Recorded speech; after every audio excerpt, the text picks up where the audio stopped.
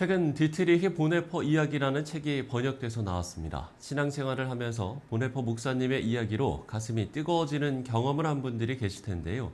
이번에 나온 책은 어떤 내용을 담고 있는지 이 책을 번역한 전 NCCK 총무 권우석 목사 모시고 이야기 나눠보도록 하겠습니다. 목사님 안녕하십니까? 네, 안녕하세요. 예. 자, 앞서 말씀을 드린 대로 지난달이었죠. 디트리히 보네퍼 이야기라는 책이 나왔는데 먼저 책 소개부터 해주신다면요. 예, 영어 책에서 번역을 한 건데요. 네. 미국의 코너스톤 대학의 마이클 반 다이크라고 하는 영문학 교수가 펴낸 책입니다. 그런데 보네퍼 목사님에 대해서 많이 아는 분들도 계시겠지만 또 잘 모르는 분도 계실 텐데 20세기의 세계적인 지성이다. 또 세계적인 신학자다. 근데 문제는 신학자, 지성 뭐 이런 게 아니라 목사님이기도 하고 교수이기도 했는데 나치 치하에서 그 히틀러에 반대하는 활동을 하다가 39살에 수용소에서 처형됐죠. 중요한 것은 그분이 그 20세기의 개신교 순교자다. 혹은 그분이 살아온 삶을 보니까 성자와 같은 삶이었다는 것이 후대의 평가입니다. 우리나라 교회도 최근에 그 복음성가라고 할까요? 많이 알려진 찬양이 선한 능력으로 이것이 그 1944년도의 12월 달에 본인의 그 마리아 본 베데마이크라고 하는 약혼자에게 보낸 편지에서 그 가사가 나와서 하나님께서 나를 지켜주신다. 굉장히 신앙 가운데 섰던 사람입니다. 이분에게 가장 중요한 것은 오늘 나에게 주신 하나님의 말씀이 무엇인지, 그리고 그래서 성경을 매일 읽고 기도하는 일이 저에게 굉장히 중요한 일이었고요. 개인적으로 보네퍼 목사님의 생애를 보면서 그 가장 인상적인 장면이 하나 있습니다. 예. 그게 어떤 장면이냐면은 2차 세계대전이 나기 직전에 1939년에 미국 유니온 신학교의 교수로 갑니다. 근데 바로 그해 9월에 이제 2차 대전 폴란드 침공이 시작되는 그런 분위기가 거기서 알게 되고 나서 예. 제가 고민을 합니다.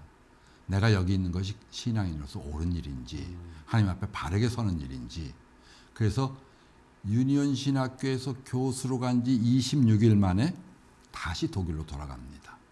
고난받는 우리나라 신앙인들과 함께 해야 된다.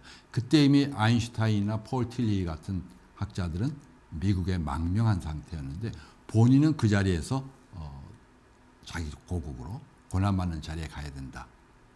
그러면서 그 근거가 뭐냐면 그가 쓴 책 한 권이 있는데 나를 따르라. 예수를 따르는 삶으로 내가 이 자리에서 어떻게 해야 될까? 이것이 보네퍼 목사의 삶의 자세를 보여주는 단적인 장면이죠. 예, 알겠습니다.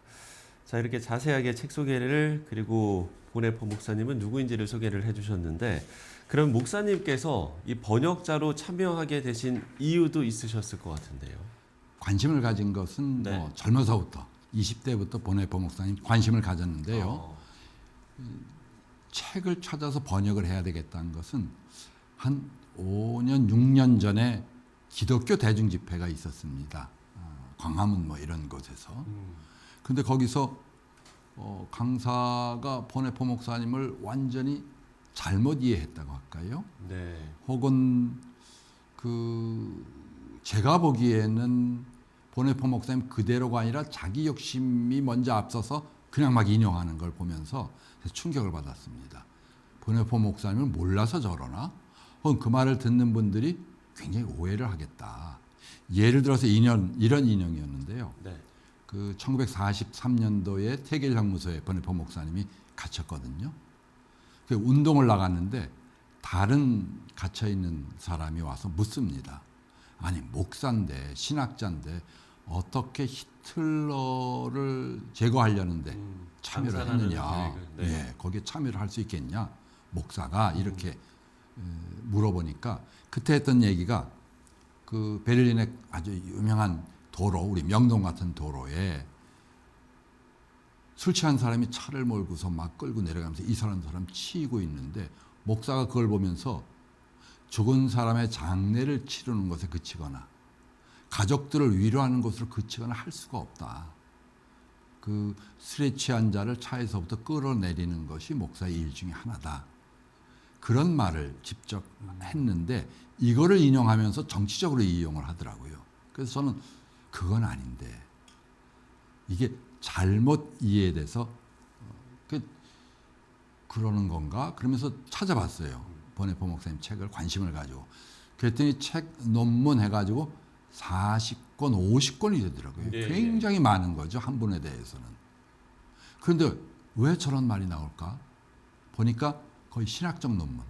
이번에 신학이 제2의 종교개혁이라고 할 정도로 또 새롭게 열어놓은 장이 있는데 40, 50권인데도 엄청 많았는데 일반 교인들이 읽기가 실제로는 어렵죠. 접근이 어려운 것이고 그래서 좀 더 읽기 쉬운 책, 좀 더 대중적인 책, 기독교의 지성이라고 하는데 예수의 신앙, 이분의 신앙, 고난을 좀 재미있게 읽을 수 있는 책이 있을까? 그래서 찾다가 이 책을 발견해서 이제 번역을 하게 됐죠. 번역을 하게 된 계기입니다. 예. 결국에는 이제 그게 이제 번역하게 된 계기이자 다른 책들과의 어떤 차별성이라고 이야기를 할 수가 있을 것 같네요. 사실 보네포가 가장 치열하게 고민했던 영적 주제들은 물론 문제 시대와 상황은 좀 다르겠습니다만 현재 우리 모두에게도 적용할 수 있는 부분이지 않을까라는 생각도 들거든요. 어떤 부분들이 좀 있겠습니까? 나치 치하에서 그 600만 명이 막 처형되고 유대인 같은 경우에 또 정적 반대자들이 그러면서 당시에 독일 교회를 그 나치가 지배를 하려고 노력을 합니다. 그때 내가 했던 첫 번째가 뭐냐 하면은 하나님의 말씀으로 돌아가라. 교회에 그동안 너무너무 덕지덕지 붙어있는 때 같은 거, 오물 같은 것들이 많이 있다. 역사 속에서. 그러면서 그것이 전통이고 문화고 종교적 모습을 가지고 있는데 그게 예수 그리스도와 진짜 관련이 있는 거냐. 우린 다시 예수의 말씀으로 돌아가야 된다. 그리스도를 향한 진실한 결단을 해야 된다. 이게 첫 번째 주제이고요. 네. 두 번째 주제는 뭐냐 하면은 그럼 교회는 어떻게 해야 되냐? 교회는 다른 것에 관심을 갖는 것이 아니라 그리스도의 형상, 그리스도의 모습을 꽉 잡아야 된다. 표현 그대로. 그리스도는 세상의 정복자도 아니고 세상에 뭘 막 나눠주는 사람도 아니고 자판기도 아니고 요새로 말하면은 누르기만 하면 그대로 막 나오는 게 아니라 유일하게 지상에 있는 그리스도의 모습인데 그리스도의 몸인데 교회는 바로 십자가에서 겸손하게 죽으신 그분이다. 그 모습, 죽음 속에서도 하나님 뜻을 따르는 그 모습, 그리스도의 형상을 꽉 잡아야 된다. 이게 중요한 신학적인 주제고요. 세 번째는 교회는 그럼에도 불구하고 이 세상에서 하나님의 능력을 드러내야 된다. 계토에 갇히면 안 된다. 종교라고 하는 게 또 기독교는 계토 안에서만 우리끼리 좋아하는 것이 아니라 세상에서 예언자적인 발언도 해야 되고 자기 입장을 드러내야 되고 그리고 네 번째는 이분에게는 개인신앙 경건을 굉장히 강조했습니다. 당시 자유주의 신학이 아주 팽배해 있던 곳에서 성경은 그저 연구하기 위한 텍스트라는 그런 상황 속에서 지금 오늘 나에게 하나님이 무엇이라고 말씀하나 하루 아침에 그것을 듣지 않고는 시작하지 않았다. 또 매일 기도 시간을 정해놓고 기도하는 그래서 굉장히 개인 경건에도 본인이 노력을 했고 수도자적인 삶을 추구했던 나중에 고백교회의 신학교 핑계발대 신학교에 가서 그 제자들하고 이런 노력을 하려고 하죠. 그 제자들이 깜짝 놀랍니다. 독일교회 풍토에서 이런 게 없었는데 우리가 공부하러 왔지. 그럼에도 불구하고 나중엔 우리식의 개신교 수도원을 만들려고 한다. 성공은 못했습니다. 그때 잡혀가고 이러는 바람에.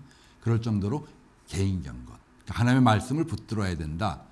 교회는 그야말로 그리스도의 형상을 잡아야 된다.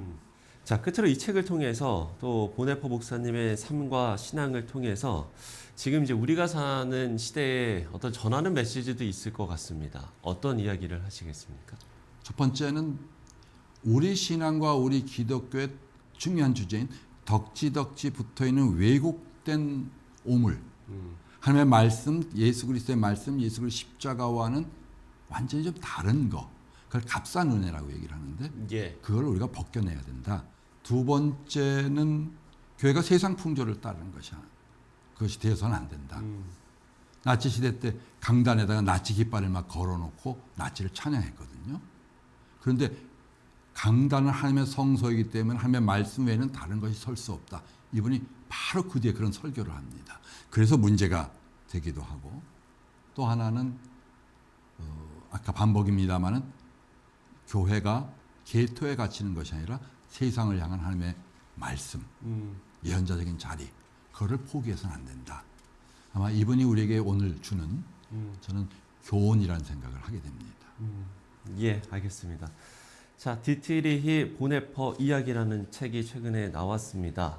제목에서도 알 수 있듯이 이야기, 그야말로 읽기 쉬운 책이라고 하니까요.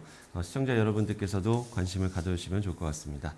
자, 이 책을 번역한 전 NCK 총무 권호성 목사와 함께 이야기 나눠봤습니다. 목사님, 오늘 말씀 고맙습니다. 네, 감사합니다.